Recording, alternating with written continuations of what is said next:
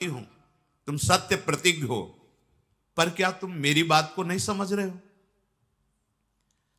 परंतु अगर मेरी बात को समझ रहे हो तो कोई तो उपाय होगा।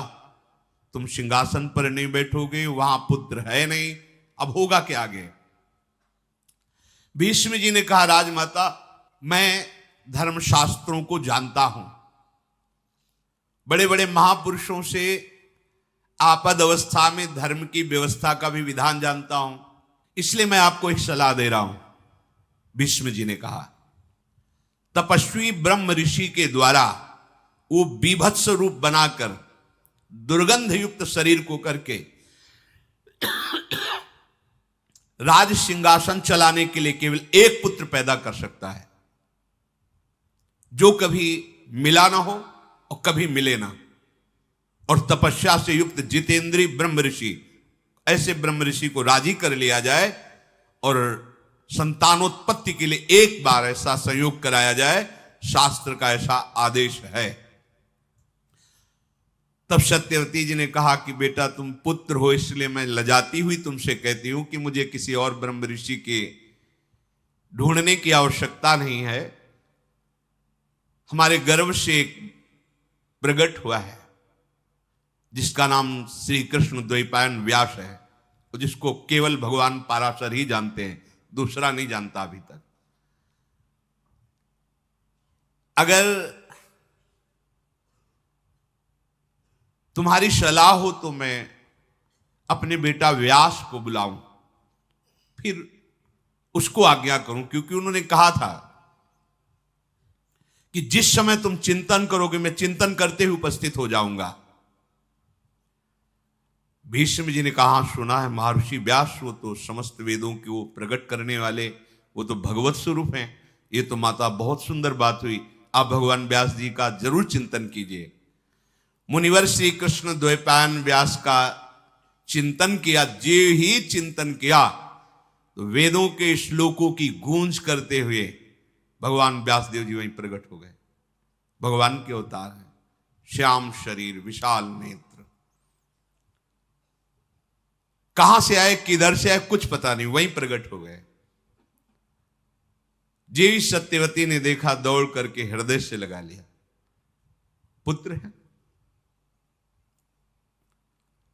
और वात्सल्य भाव से भर करके अपने वक्षा स्थल से लगाकर दुग्ध से अभिषेक किया। सत्यवती जी की आंखों से आंसू बह रहे थे। भगवान महर्षि व्यास जी अपने कमंडल के पवित्र जल से माता के चरणों का अभिषेक करके साष्टांग प्रणाम किया। धर्म के तत्व को जानने वाली, अय मां, जरूर कोई इच्छा है आपकी, तभी आपने स्मरण किया है, आज्ञा कीजिए। त्रिभुवन में कोई ऐसा कार्य नहीं जो आपकी आज्ञा से पूर्ण ना हो सके। बड़े बड़े हस्तिनापुर के ब्राह्मणों ने भगवान व्यासदेव जी का अभिषेक, पूजन, वंदना की। जब आसन पर विराजमान किया तो सत्यवती जी ने कहा कि माता और पिता दोनों से पुत्र का जन्म होता है, दोनों का समान अधिकार होता है, पर पिता से भी अधिक पुत्र पर मां का अधिकार माना गया है। संन्यास लेने पर भी मां को साष्टांग दंडोत करने का आदेश है और पिता साष्टांग दंडोत उस सन्यासी पुत्र की करे, ऐसा आदेश है। पर वो सन्यासी पुत्र भी अपनी मां को साष्टांग, पिता से भी अधिक मां का अधिकार है। पता नहीं किस विधान से भगवान प्रसन्न होकर मेरे गर्भ से आप जैसा पुत्र प्रकट किया। जैसे पिता के नाते से भीष्म मेरा पुत्र है, ऐसे माता के नाते से तुम भी शांतनु पुत्र ही हो। पिता के नाते से भीष्म जी पुत्र हैं, मैं मां पद पे हूं, पर मां तो गंगा जी हैं। ऐसे पिता के नाते से जैसे हो भीष्म जी, ऐसे मां के नाते से, पिता तो पाराशर जी हैं पर मां तो मैं ही हूं, इसलिए मैं तुम्हारी मां हूं, तो तुम इस शांतनु वंश में भी अपना अधिकार रखते हो। इसलिए मेरी आज्ञा है, विचित्र वीर की दोनों पत्नियों से मुझे एक एक राजकुमार चाहिए। ये संतान उत्पादन का कार्य मैं तुम्हें देती हूं और ये धर्म कार्य है। अतः मेरी बात पर विचार करके इस कुल परंपरा चलाने के लिए भीष्म की सलाह और विद्वानों की सलाह और धर्मयुक्त वो आप कार्य कीजिए। भगवान व्यासदेव जी ने कहा, माता, पर और अपर दोनों प्रकार के धर्मों का रहस्य जानने पर आपकी आज्ञा धर्म संगत है। ऐसा नहीं कि आप अधर्म की आज्ञा कर रही। मैं किसी कामना के वशीभूत होकर नहीं, आपकी आज्ञा पालन करने के लिए जो आप कहेंगे मैं उसका पालन करूंगा। मैं वरुण के समान तेजस्वी पुत्र उन दोनों युवतियों से प्रकट करूंगा, पर मेरी आज्ञा सुना दी जाए कि इनको एक एक वर्ष तक जैसा मैं नियम बताऊं वैसे ये चलें।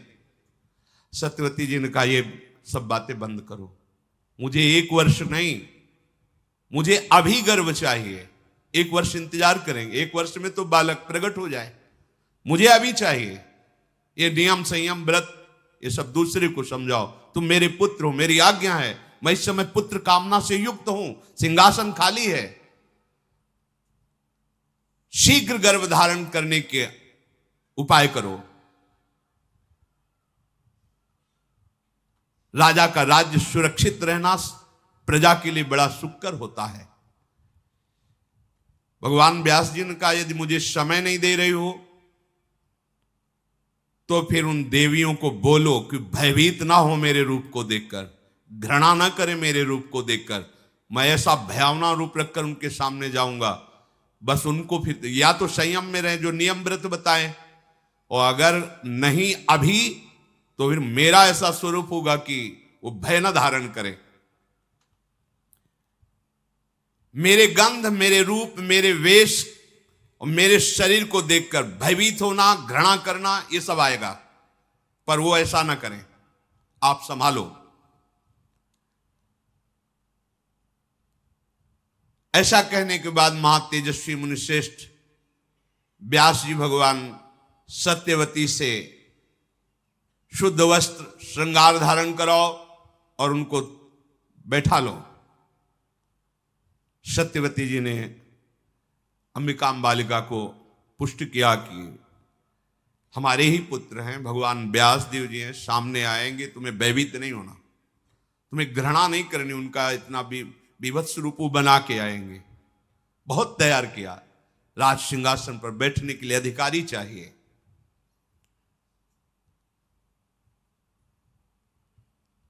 तुम इस भरत वंश का उद्धार करने के लिए इतना मन में हिम्मत रखना कि भगवान व्यास जी के प्रति कोई घृणा भाव या भय भाव ना आने पावे। धर्म का आचरण करने वाली सत्यवती जी ने अपनी वधुओं को तैयार किया। भगवान व्यासदेव जी पधारे, सत्यवती फिर गई और कहा, सावधान, भयभीत मत होना, घृणा मत करना। भीष्म आदि बड़े बड़े सब महारथी पवित्र ब्राह्मण जन सब भगवत चिंतन कर रहे हैं कि भगवान राज सिंहासन के योग्य जो पुत्र चाहिए वो भगवान व्यासदेव जी की कृपा से वो भयभीत ना हो जाए। सत्यवादी भगवद अवतार महर्षि व्यास जी अंबिका के महल में गए, शरीर से दुर्गंध फैला दी। जैसे ही प्रवेश करें दुर्गंध पूरे महल में उनके शरीर से, ऐसा घृणित घी ये सब ऐसे लगा कि दूर से ही घृणा पैदा। वो राजकुमारियां, ऐसा भयावह रूप, बस केवल दीपक का प्रकाश, कोई और प्रकाश नहीं। दीप वैसे ही कृष्ण वर्ण, श्याम वर्ण, वैसे ही बीभत्स रूप। व्यास जी के शरीर का रंग, उनकी जटाएं, आंखें दीपक किलो में पिंगल वर्ण की तेजस्वी आंखें चमक रही, दुर्गंध वैसे ही आ रही। वो भयावह रूप देख करके भय से युक्त होकर के अंबिका ने आंखें बंद कर ली। व्यास भगवान बाहर निकले। सत्यवती जी ने आकर पूछा, बेटा अंबिका को गर्भधारण होगा, उनके राजकुमार होगा? तो उन्होंने कहा, माता 10,000 हाथियों का उसकी भुजाओं में बल होगा, बड़ा विद्वान होगा, राजर्षियों में श्रेष्ठ होगा, परम सौभाग्यशाली होगा, महापराक्रमी होगा, अत्यंत बुद्धिमान होगा, पर आंखों से अंधा होगा। क्योंकि भयवश कहा था, भयभीत मत होना। वो रूपी बना के गए थे और संकल्प किया। महापुरुषों में बड़ी सामर्थ्य होती है, जिनके संकल्प से अनंत ब्रह्मांडों का सृजन होता है। तो 2 गर्भों को धारण कराना कौन सी बात होती। पर वो सामने जे भी गए, भयभीत होकर आंख मूंद ली, तो बताया सब होगा पर अंधा होगा।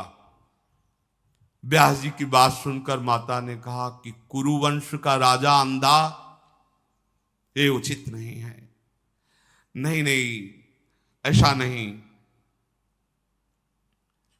देखो, जब तुम हमारी कामना की पूर्ति के लिए आए हो तो तुम दूसरा पुत्र प्रकट करो जो राजा के योग्य होना चाहिए। भगवान व्यासदेव जी अंतर ध्यान हो गए। कुछ समय बाद पुत्र प्रकट हुआ जो आंखों से अंधा, शरीर से अष्टपुष्ट। सत्यवती जी ने भगवान व्यासदेव जी का चिंतन किया। कहा, नहीं नहीं नहीं, बिल्कुल नहीं, हमें पुत्र चाहिए जो सिंहासन के योग्य हो। फिर व्यास जी को तैयार किया और दूसरी, क्योंकि शास्त्रीय विधान एक ही बार पुत्र प्रकट करने का, दूसरी पत्नी को जो विचित्र वीर की थी तैयार किया।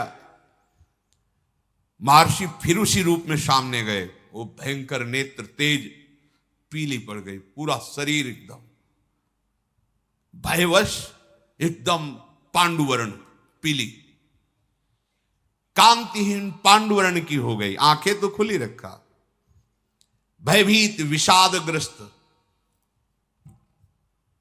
भगवान व्यासदेव जी बाहर आए। सत्यवती जी ने पूछा, बेटा बालक? हां, बलवान होगा, नेत्रवान होगा, पर पांडुरोग से ग्रसित होगा, पांडुरंग का ही होगा। अब क्या करें? इसका नाम पांडु होगा। और भगवान व्यासदेव जी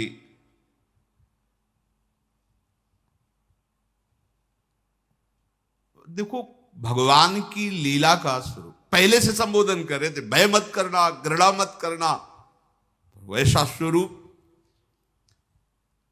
सत्यवती जी ने भगवान व्यासदेव जी से कहा, एक और पुत्र प्रकट कर दो। तो उनका मां धर्म के विरुद्ध नहीं, तो उनका बेटा, मां का आदेश सब धर्मों के ऊपर होता है। समझो मेरी बात। मां का तो इतनी सामर्थ्य होती है ना, वो सर्व धर्मों को प्रकट करने वाली है, इसलिए तुम मेरी बात मानो। महर्षि ने कहा, यद्यपि एक ही पुत्र का शास्त्र आदेश करता है, 2 पत्नियां थी, दोनों के पुत्र हो गए, पर आप अपने मात्र धर्म के बल पर हमें आदेश करती हैं, तो तथास्तु, हमने वचन दिया जैसी आप आज्ञा करोगी वैसा हम पालन करें। बड़ा बल होता है माता की आज्ञा में। भगवान शंकराचार्य जी जब सन्यास लेने के लिए, माता की अनुमति के बिना सन्यास नहीं लिया जाता। जाओ, वो भले दुखी मन से कहे, पर उसकी शब्दावली होनी चाहिए, आज्ञा होनी चाहिए। माता ने आज्ञा ही नहीं दी, तो भगवान शंकराचार्य जी ने एक लीला रची। गंगा स्नान करने गए तो माया से मगरमच्छ प्रकट कर दिया। वो भगवान शंकराचार्य जी को बोले, माँ माँ मगरमच्छ खा रहा है। अब वो भयो वृद्धा थी, उनका बेटा कैसे बचोगे? बोले, सन्यास के लिए हाँ कह दो तो ये छोड़ देगा। बोले, हाँ ले लेना बेटा सन्यास। मगरमच्छ अंतर ध्यान, अनुमति हो गई। बाहर निकले, उनका बेटा हमारी आज्ञा है, कोई दूसरा है नहीं। जब शरीर पूरा हो तो अंत्येष्टि क्रिया तुम्हारे हाथ से होनी चाहिए। बोले, वचन दिया। तो आद्य गुरु भगवान शंकराचार्य जी की जब मां पधारी तो दंड अपने शिष्यों को देकर अंत्येष्टि क्रिया अपनी मां का बहुत बड़ा स्थान होता है। महर्षि भगवान व्यास देव जी ने तथास्तु, जैसा तुम चाह रही हो वैसा ही करेंगे। अंबालिका ने समय आने पर पांडुवर्ण के पुत्र को जन्म दिया, जो दिव्य कांति से उद्भासित हो रहा था। वही महाधनुर्धारी पांडव के पिता पांडु के रूप में, और वो जो नेत्रहीन प्रकट वो धृतराष्ट्र के रूप में। अब जब अंबिका को फिर कहा कि भगवान व्यास देव जी पधारेंगे, पहले ही भयभीत होकर आंख बंद कर ली थी। अब महारानी के राजमाता की आज्ञा तो मानना पड़ेगा। तो एक बहुत ही सुंदर दासी थी, वहां कौन देखने आता है कि राजकुमारी मतलब विचित्रवीर की पत्नी बैठी है, दासी बैठी। तो दासी को आभूषणों से सुसज्जित करके, मैं देखना भी नहीं चाहती ऐसा रूप जो एक बार देख चुकी हूं, तू बैठ जा सैया पे। अपनी दासी को जो बहुत ही सुंदर, उसको क्या भय का, भयभीत मत होना एकदम। तो दासियां वैसे भी प्रवीण और चतुर होती हैं। महर्षि भगवान व्यासदेव के आने पर प्रसन्न मुद्रा में हाथ जोड़ करके प्रणाम करते हुए, कोई भय नहीं, कोई दुर्गंध नहीं, कोई पीला हरा नहीं पड़ना। दासी बड़ी चतुर प्रवीण। महर्षि व्यास जी बाहर निकले। सत्यवती जी ने कहा, बालक कैसा होगा? तो उनका दासी पुत्र होगा। दासी पुत्र कैसे? तो बोले दासी तो विराजमान थी, वो दोनों राजपत्नियां थोड़ी थी। लोक में साक्षात धर्म का अवतार माना जाएगा। भगवान के अंश स्वरूप विदुर जी, महात्मा विदुर जी, ये भगवान व्यासदेव जी से प्रकट किए। परम ज्ञानी, परम धर्म, ये साक्षात विदुर जी धर्मराज हैं, साक्षात धर्मराज।